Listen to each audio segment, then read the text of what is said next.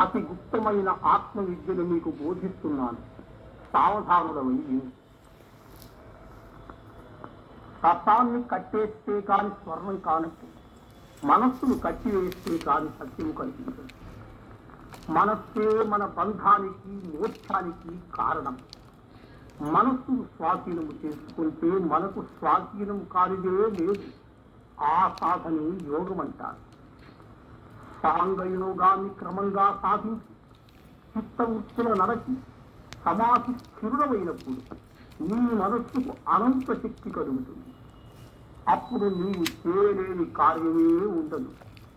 నిన్నింతవరకు తన చేత చిక్కించుకొని ఆడించే ప్రకృతి నీ స్వాధీనమవుతుంది. మోక్షం అంటే అదేనా స్వామి? కాదు నాయన, అది మోక్షానికి మొదటి మెట్టు.